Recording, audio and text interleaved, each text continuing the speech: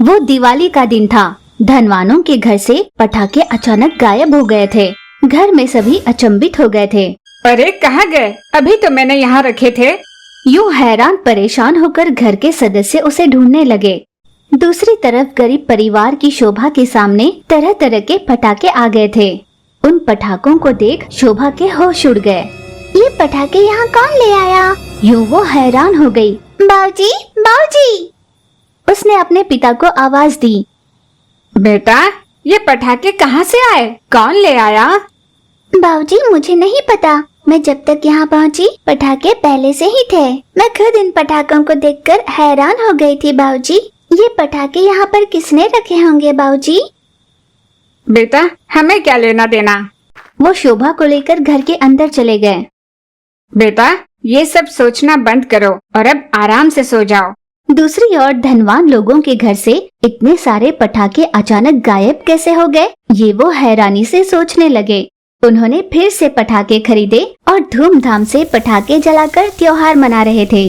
जोर जोर की आवाजें आ रही थी। उन पटाखों की आवाज सुनकर शोभा, मुझे ये सब शोर शराबा देखने का बहुत मन कर रहा है।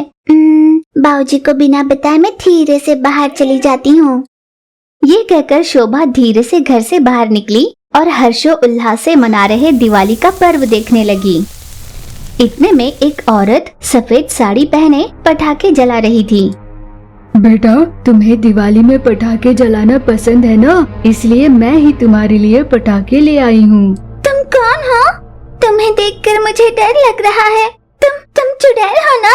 हाँ बेटा, मैं चुड़ैल हूँ, पर मैं कुछ नहीं करूँगी। मैं जब जिंदा थी तुम्हारे माता और पिता ने मेरी बहुत मदद की थी। मैं जब भूखी थी उन्होंने मेरा पेट भरा। जब मैं मरने की हालत में थी तब मेरी जान बचाई। पर भगवान की मर्जी कुछ और ही थी, वो सब ले गया। मैं वैसे तुम्हारी कुछ नहीं लगती थी, फिर भी तुम्हारे माँ बाबूजी ने मेरी मदद की। और मैं ये भी जानती हूँ कि तुम्हारी माँ काम के सिलसिले में कहाँ चली गई है। सच कहा? मैं धीरे से जाकर दरवाजा बाहर से बंद करती हूँ ताकि बाऊजी बाहर न आए। फिर हम दोनों पटाखे जलाकर मजे करेंगे। बेटा, तुम्हें घबराने की कोई जरूरत नहीं, क्योंकि तुम्हारे बाऊजी बाहर नहीं आएंगे। चुड़ैल की ये बात सुनकर शोभा के चेहरे पर खुशी की चमक आ गई। वो बहुत हर्षित हो उठी और पटाखे जलाने लगी। उसके साथ साथ चुड़ैल भी पटाखे जला रही थी। त्योहार खत्म होने के बाद शोभा ने चुड़ैल से कहा, जब से मैंने होश संभाला है ना, मैंने कभी भी दिवाली नहीं मनाई। बस यूं ही दूर खड़ी देखा करती थी। मैंने एक भी बार त्योहार नहीं मनाया। आज मैं बहुत खुश हूँ। तुम्हें खुश देखकर मुझे भी बहुत अच्छा लग रहा है। अब तुम्हें चिंता करने की कोई जरूरत नहीं। हाँ, इन पटाखों को खरीदने के लिए तुम्हारे पास पैसे कहाँ से आए? मैं चुड़ैल हूँ, मुझे भला पैसों से क्या लेना देना। मैं धनवानों के घर से ये सारे पटाखे उठाकर ले आई हूँ। पर ऐसा करना गलत है ना? बिल्कुल गलत नहीं। उनके पास बहुत धन है, वो ऐसे कई पटाखे खरीद सकते हैं। और ये मान लेना कि मेहनत से उन्होंने ये पैसे कमाए होंगे तो हमसे ज्यादा मूर्ख कोई ना होगा। उन्होंने पैसे धोखे से ही कमाए होते हैं। शोभा और चुड़ैल ने बहुत देर तक बातें की और फिर शोभा घर जाने लगी। कल और परसों भी हम दोनों पटाखे जलाएंगे। हाँ जरूर। शोभा खुशी खुशी अपने घर वापस गई। चुड़ैल ने जलाए हुए सारे पटाखों को गायब किया और फिर खुद भी गायब हो गई। अगली रात भी चुड़ैल आई और वो शोभा के साथ पटाखे जलाने लगी। इसी तरह उन दोनों ने पूरे 5 दिनों का त्योहार साथ में मनाया। शोभा बहुत खुश थी। शोभा के परिवार की हर जरूरत को चुड़ैल पूरा किया करती थी। हर दिन घर में कोई न कोई नई चीज आया करती थी, जिसे देख, बेटा, हर दिन घर में कोई न कोई नई चीज आती है। तुम्हें ये चीजें कौन दे रहा है? तब शोभा ने अपने पिता को सारा सच बताया। पिता को विश्वास नहीं हो रहा था। बेटा, तुम्हारी कहीं बातों पर विश्वास करना मेरे लिए मुश्किल होता जा रहा है। पर तुम्हारी कही बातें सुनकर मुझे विश्वास करना पड़ रहा है, क्योंकि ये सब तब हुआ था जब तुम बहुत छोटी थी। वो हमारी सहायता कर रही है, ये बहुत बड़ी बात है। पर बेटा, वो ऐसे कहीं भी क्यों भटकती रहती है? कल तुम्हारी माँ भी वापस लौट रही है, उसे जब ये पता चलेगा वो भी बहुत खुश हो जाएगी। शोभा ने पिता की बात मानी और यही बात उसने चुड़ैल से मिलकर कही। अगले दिन शोभा की माँ घर वापस लौटी। जब शोभा अपनी माँ को चुड़ैल के बारे में बता रही थी, चुड़ैल उनके सामने प्रकट हो गई। शोभा की माँ आश्चर्यचकित हो गई। वे दोनों बात कर रहे थे कि तभी शोभा के पिता भी आए। चुड़ैल को अपने घर पर देख वो भी बहुत खुश हुआ। उस दिन से वे सभी साथ में एक घर में ही रहने लगे।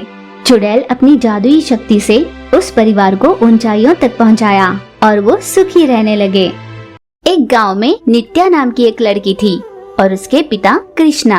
नित्या के माँ के देहांत के बाद कृष्णा ने अकेले ही उसका पिता और माँ बनकर उसकी परवरिश की। नित्या भी मन लगाकर पढ़ाई करती, हर दिन स्कूल जाया करती थी। कृष्णा किसानी का काम जानता था और वो वही किया करता था। फिर एक दिन कृष्णा को बहुत बुखार चढ़ा। पापा, ये क्या हुआ? आपको पहले कभी इतना बुखार नहीं होता था ना, अब कैसे हुआ? पापा, मुझे डर लग रहा है। बेटा, तुम्हें घबराने की कोई जरूरत नहीं। दरअसल कल खेती पर बहुत सारा काम था, जिस वजह से मुझे लगातार काम करना पड़ा। उसी वजह से पूरे बदन में दर्द हो गया। यूँ अपनी बेटी को समझाने के बाद कृष्णा उठ खड़ा हुआ और अपनी खेती पर जाने के लिए निकल रहा था। पापा, कल खेती पर ज्यादा काम करने की वजह से ही आपकी सेहत खराब हुई है ना? आप फिर से खेती पर जाने के लिए क्यों निकल रहे हो? बेटा, हम कहीं नौकरी तो नहीं करते ना कि सेहत बिगड़ जाने पर छुट्टी लेकर घर पर रहा जा सके।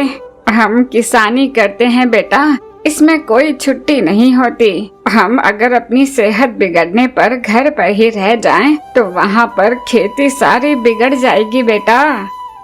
अच्छा, अगर ऐसा है तो मैं एक काम करती हूँ, आज मैं स्कूल नहीं जाती, आपके साथ खेती पर चलूंगी। यूँ नित्या जिद पर अड़ गई। कई बार कृष्णा के मना करने पर भी नित्या ने अपनी जिद नहीं छोड़ी।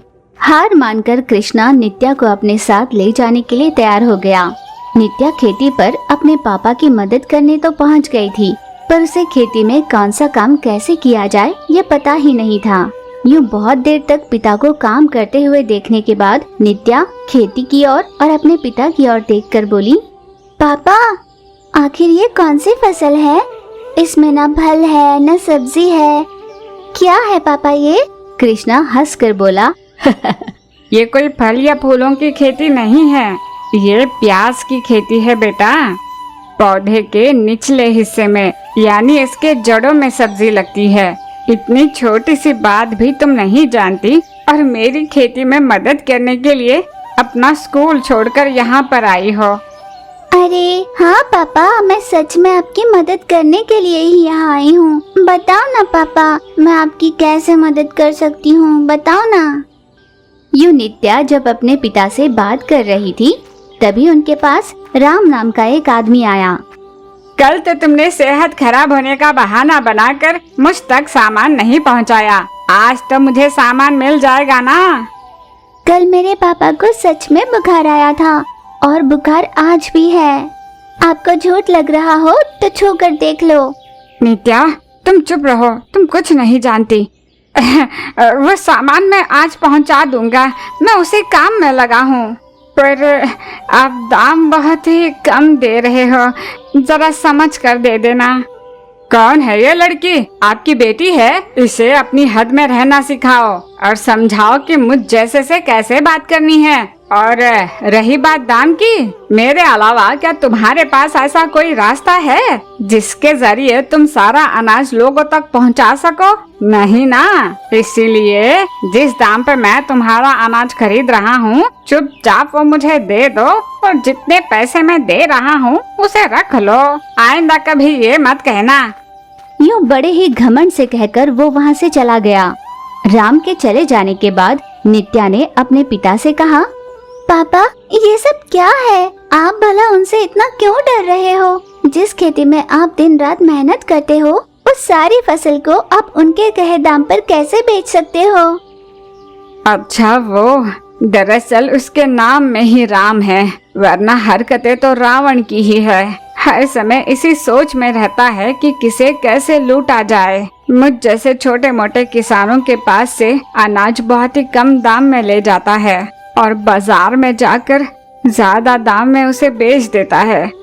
पापा, आपको एटीएम पता है? उसमें अगर हम एटीएम कार्ड लगाकर हमें जितने पैसे चाहिए उतने हम उसमें टाइप कर दे तो हमारे बैंक अकाउंट में रहे पैसों में से वो पैसे हमें एटीएम के द्वारा मिल जाते हैं।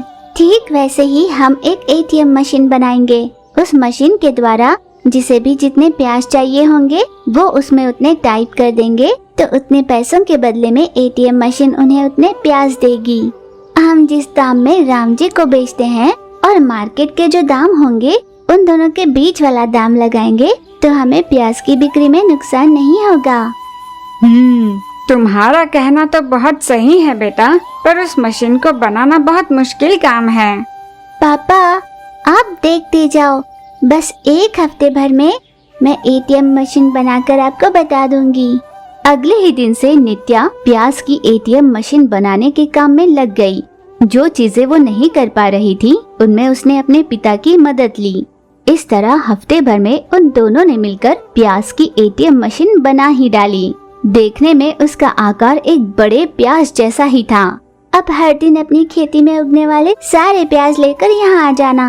उसके बाद मैं इस मशीन के अंदर जाकर बैठ जाऊंगी। जो भी जितना प्याज खरीदना चाहता है वो बाहर से इस मशीन पर अगर दबा देगा तो मैं अंदर से उसे देख लूंगी और उतना ही प्याज उन्हें उन पैसों के बदले में दे दूंगी। क्योंकि बाहर से ये एटीएम मशीन जैसा दिखता है तो हर कोई यहाँ पर आकर प्याज खरीदना चाहेगा।